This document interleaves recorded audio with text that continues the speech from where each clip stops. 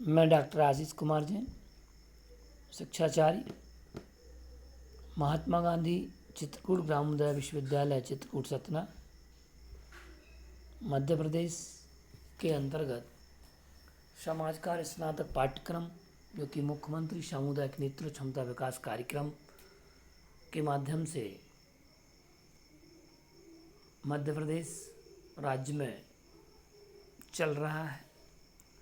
आज हम समाज कार्य स्नातक पाठ्यक्रम BSW पाठ्यक्रम के अंतर्गत तथ्य संकलन के विषय में जानेंगे, समझेंगे। आखिर तथ्य क्या है, उसकी परिभाषा को हम जानेंगे और समझेंगे।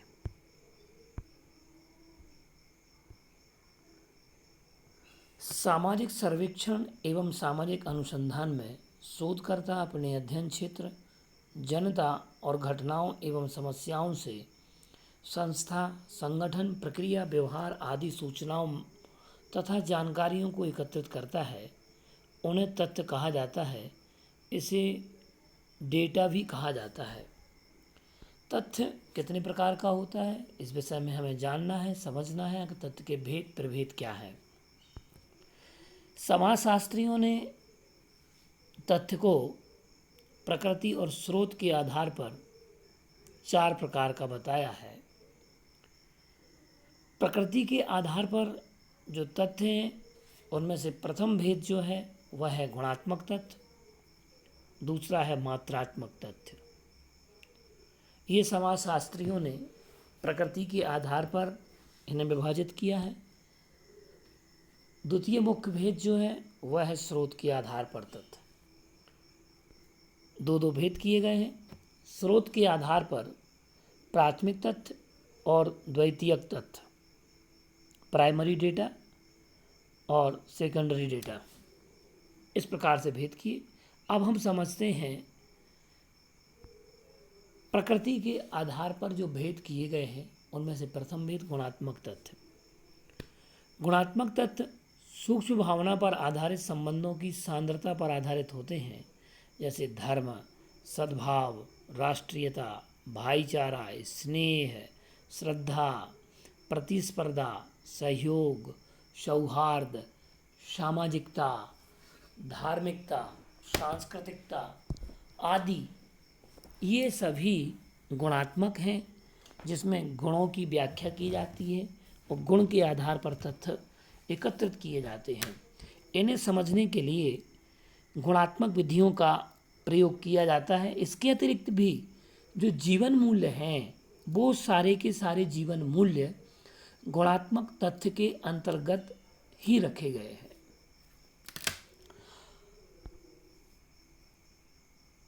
प्रकृति के आधार पर विभाजित द्वितीय तथ्य है मात्रात्मक तथ्य। मात्रात्मक तथ्य वे हैं जो संख्यात्मक ढंग से लिखे, दर्शाए जा सकते हैं, जिन्हें गिना जा सकता है, तौला जा सकता है और नापा जा सकता है। जैसे किसी समुदाय में जनसंख्या, आय, व्यय, जीवन, मृत्यु के आंकड़े, जिनका विचलन, सहसंबंध का पता लगाया जा सकता है, वह मात्रात्मक तथ्य के अंतर्गत आते हैं। अब हम बात करते हैं और समझते हैं विषय को। स्रोत या स्रोत के आधार पर तथ्य।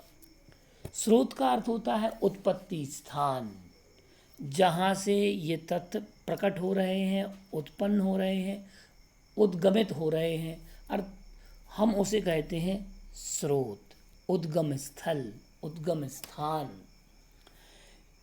इनमें का भेद जो है, प्रथम भेद प्राथमिक तथ्य, प्राइमरी डेटा, द्वितीयक तथ्य, सेकेंडरी डेटा। हम प्राथमिक तथ्य की बात करते हैं। प्राथमिक तथ्य वे मौलिक तथ्य हैं जिन्हें शोधार्थी स्वयं संबंधित अध्ययन क्षेत्र पर जाकर अवलोकन कर, मौखिक, लिखित रूप में पूछकर उन्हें एकत्रित करता है, जिनमें वह प्रश्नावली, अनुसूची एवं साक्षात्कार आदि प्राथमिक तथ्य संकलित करने की प्राथमिक विधियों का प्रयोग करता है। आप समझ रहे होंगे कि प्राथमिक तत्व भी मौलिक तत्व हैं जिसमें शोधार्थी सर्वेक्षण करते समय, अनुसंधान करते समय क्षेत्र पर घटना को देखकर अवलोकन करके उसको मौखिक लिखित रूप में साक्षात्कार, अनुसूची, प्रश्नावली आदि अन्य विधियों के माध्यम से तथ्यों को एकत्रित करता है, संकलित करता है, डेटा का कलेक्शन करता है। वे प्राथमिक तथ्य हैं। प्राथमिक तथ्य की विधियां हैं, हम उनको भी जानेंगे। जैसे प्रथम विधि है प्रत्यक्ष अवलोकन। इसमें शोधार्थी कार्य क्षेत्र पर जाता है, अध्ययन क्षेत्र पर जाता है और प्रत्यक्ष घटित घटना का, घटित समस्या का अवलोकन करता है और उससे संबंधित तथ्यों को एकत्रित करता है। द्वितीय विधि जो है व्यक्तिगत साक्षात्कार। समस्यात्मक व्यक्ति, सेवार्थी और सामाजिक कार्यकर्ता शोधार्थी और सेवार्थी के बीच में जो साक्षात्कार होता है, जिसके साथ घटना घटी है, जिस स्थल पर घटी है, उस समस्या को जानने के लिए व्यक्तिगत तरीके से उससे साक्षात्कार करता है। अगर वह व्यक्ति उपस्थित ना हो तो वो जिन्होंने ये घटना देखी है या जो इस घटना के जानकार हैं, दृष्टा हैं, जिन्होंने देखी है, उनसे भी यह साक्षात्कार करता है। प्रश्नावली, विभिन्न घटना से संबंधित विभिन्न प्रश्नों को एक पत्र में एकत्रित करके प्रश्नों के माध्यम से डेटा का कलेक्शन करता है। एक अनुसूची व्यवस्थित तरीके से कुछ बिंदुओं पर जो घटना से संबंधित हैं, समस्या से संबंधित हैं, अध्ययन क्षेत्र से संदर्भित हैं, उन पर विशेष प्रकार की अनुसूची तैयार करता है। सम्मेलन से तात्पर्य वह है जिसमें इसके अंतर्गत अनुसंधानकर्ता स्वयं सम्मेलनों में भाग लेकर आवश्यक जानकारी को संकलित करता है, वह सम्मेलन। हमने अनुसूची की बात की थी। यह अनुसूची प्रत्यक्ष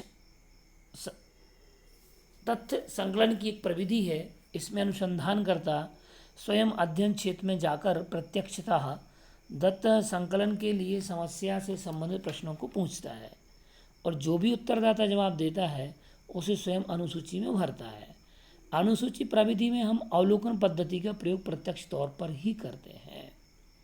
अब व्यक्तिगत साक्षात्कार आप समझते हैं कि अनुसंधानकर्ता उत्तरदाता से प्रश्न करता है, पूछता है और साक्षात्कार में शोधार्थी दो या दो से अधिक व्यक्तियों द्वारा किसी विशिष्ट विषय पर वार्तालाप या बातचीत के माध्यम से जानकारी एकत्रित करता है। मौखिक, अमौखिक। अब मौखिक रूप से भी ये संकलन कर सकता है तथ्यों का और अमौखिक रूप से भी पत्राचार के माध्यम से भी वह कर सकता है। लिखित, अलिखित तरीके से भी विधि के माध्यम से वह तथ्यों का संकलन कर सकता है और अन्य उपकरणों जैसे रेडियो, दूरभाष, दूरदर्शन आदि के द्वारा भी वह तथ्यों का संकलन कर सकता है। और इसमें रेडियो, दूरभाष, दूरदर्शन आदि पर लोगों को प्रश्न देकर उनसे उत्तर देने की अपील की जाती है, जिससे ज़्यादा से ज़्यादा लोग कम समय में एक साथ अपने विचार उस प्रश्न या मुद्दे पर दे सकते हैं, दें। इससे कम समय में ज़्यादा से ज़्यादा लोगों तक पहुंचा जा सकता है। तो ये इस प्रकार से प्राथमिक रूप से तथ्यों को संकलन करने की ये विधियाँ हैं। इसके अतिरिक्त भी इसमें प्रत्यक्ष अवलोकन जो हमने बात कही थी, सबसे पहली विधि जो है, इसमें भी नियंत्रित अवलोकन के द्वारा, अनियंत्रित अवलोकन के द्वारा तथ्य संकलन किया जाता है। इसमें सहभागी अवलोकन, अर्ध सहभागी अवलोकन, असहभागी अवलोकन, ये तीन विधियों का भी प्रयोग किया जाता है। जैसे सहभागी अवलोकन, इसमें अनुसंधानकर्ता स्वयं घटित हो रही घटना या जिस समूह या समुदाय का वह अध्ययन कर रहा है उस विषय में इस प्रकार से सम्मिलित होकर जैसे कि वह उस समूह का ही सदस्य हो, ऐसे अवलोकन करता है। अर्थात उस सदस्य उस घटना के साथ में सम्मिलित होकर के कार्य करता है, घटना स्थल पर जाकर के सम्मिलित कार्य करता है, उससे अपृथक होकर के, जुड़ा रह करके कार्य करता है। असहभागी अवलोकन से तात्पर्य, इसमें अनुसंधानकर्ता क्या परिस्थिति पर नियंत्रण नहीं होता और ना ही वह घटित हो रही घटना में भागीदारी करता है, बल्कि वह तटस्थ रूप से खड़ा रहकर एक दर्शक की भांति हो रही घटना का अध्ययन करता है। अब इसके बाद में हम देखें जो सहभागी आकलन है, अर्ध सहभागी अवलोकन है, इसमें अनुसंधानकर्ता समूह की कुछ गतिविधियों में भाग लेता है और समूह के लोगों से अपना परिचय बढ़ाकर तथ्य संकलन करता है, लेकिन वह अपने ऊपर नियंत्रण भी रखता है, वह पूर्ण रूप से घटना में सम्मिलित नहीं होता।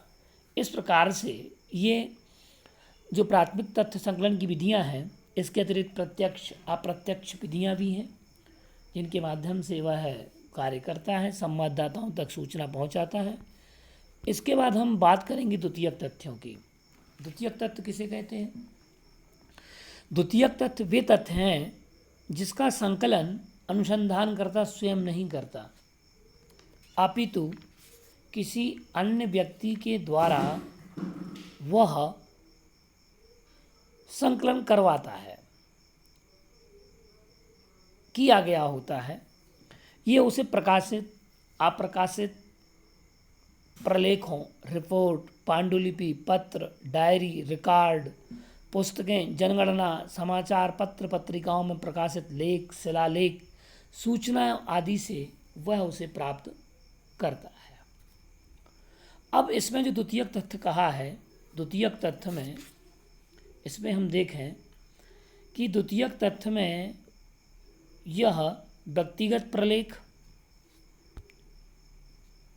और सार्वजनिक प्रलेख, इन दो प्रकार की प्रलेखों का प्रयोग करता है। व्यक्तिगत प्रलेखों में जैसे कि आत्मकथा है, डायरियाँ हैं, संस्मरण है, पत्र हैं, ये सब द्वितीयक तथ्य के प्रलेख, व्यक्तिगत प्रलेख के अंतर्गत आती है। आत्मकथाओं में जैसे कि विशेष प्रकार से किसी घटना से संबंधित प्रसिद्ध जनों का प्रकाशित आत्मकथाओं का उपयोग अध्ययन के लिए किया जाता है। जैसे कोई जैन दर्शन पर कार्य कर रहा है, वैदिक दर्शन पर कार्य कर रहा है, तो वैदिक दर्शन के महापुरुषों का वर्णन, उनकी जीवनी, उनकी आत्मकथा। ऐसी जैन दर्शन विषय पर काम कर रहा है तो जैन दर्शन के किसी महापुरुष पर काम कर रहा है, यथा आचार्य विद्यासागर जी पर काम कर रहा है, या अन्य भी आचार्य हैं, उन आचार्यों को जीवन शैली पर काम कर रहा है, तो उनके द्वारा लिखित ग्रंथ अथवा उनकी आत्मकथाओं को पढ़ करके वह उनके बारे में बहुत सारी महत्वपूर्ण जानकारियाँ एकत्रित कर सकता है। ये आत्मकथाएं जो हैं ये स्वप्रवर्तित हो सकती हैं, स्वैच्छिक आत्म अभिलेख हो सकता है, अथवा संकलित जीवन इतिहास के रूप में भी यह हो सकता है। डायरियाँ ऐसी होती हैं, कई लोगों की एक हैबिट होती है, आदत होती है, प्रतिदिन अपने जीवन में घटित घटनाओं को, खट्टी मीठी अनुभवों को अपनी डायरी में अवश्य लिखते हैं। इसमें व्यक्ति घटना से संबंधित अपने विचार व अनुभव को लिखता है। इसमें व्यक्ति डायरी के माध्यम से व्यक्ति के विचार, उसकी सोच, समाज सोचने का नज़रिया हमें पता चलता है कि व्यक्ति आखिर क्या सोचता है। तो इसके माध्यम से हम द्वितीय तथ्यों को कलेक्शन कर सकते हैं। पत्र के माध्यम से भी हम कर सकते हैं। पत्रों के माध्यम से कई जानकारियाँ एकत्रित की जा सकती हैं। लोग एक दूसरे को पत्र लिखते हैं जिसमें कई बातें ऐसी होती हैं जो अनुसंधानकर्ता की अनुसंधान में सहायक होती हैं। जैसे देश के प्रधानमंत्री ने देश की रक्षा के लिए, सेना के लिए पत्र लिखा, अथवा विदेश मंत्रियों के लिए पत्र लिखा, अनुबंध किए, अथवा राजपत्र जो हैं, ये सभी राजपत्र देश, प्रदेश, राष्ट्र की बहुत सारी स्थितियों को जानकारी प्रदान करने में वह सहायक होते हैं।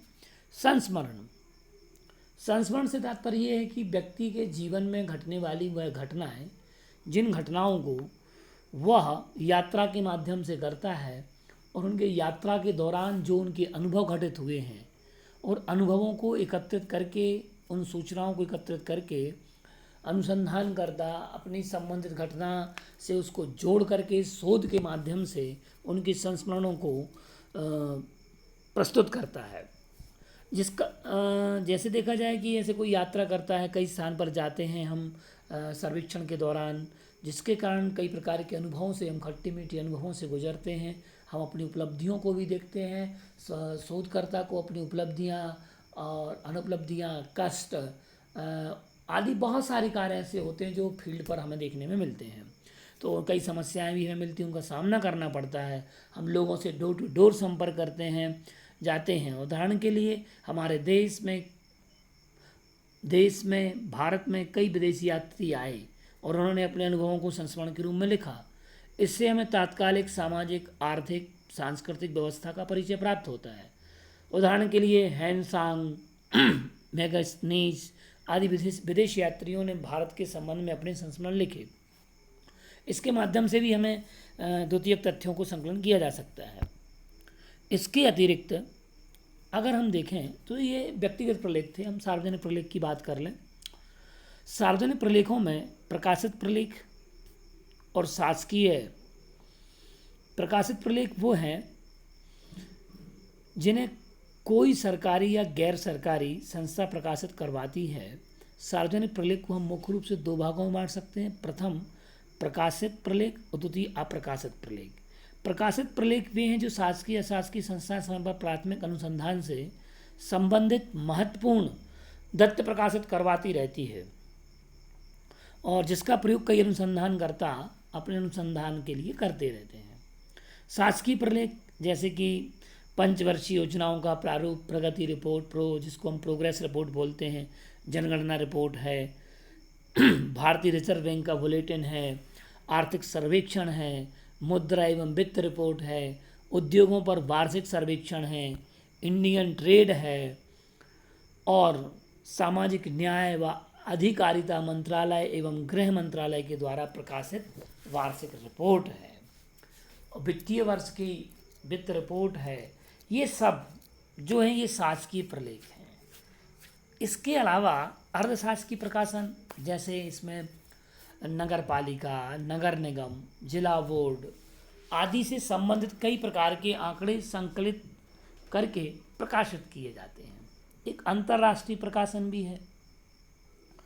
विभिन्न अंतर्राष्ट्रीय संस्थाएं होती हैं जैसे संयुक्त राष्ट्र संघ, अंतर्राष्ट्रीय श्रम संघ, विश्व बैंक, विश्व स्वास्थ्य संगठन WHO जिसे हम कहते हैं।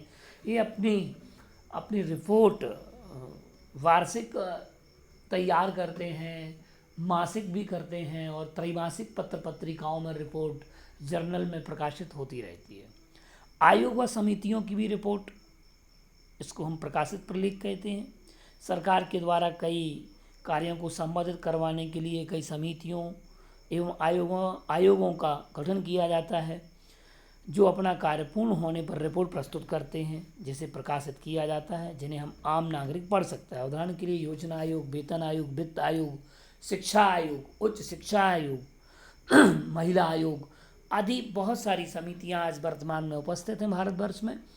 तो ये सब अपनी अपनी रिपोर्ट प्रकाशित करते हैं। व्यापारिक व वित्तीय संस्थाओं के प्रकाशन हैं।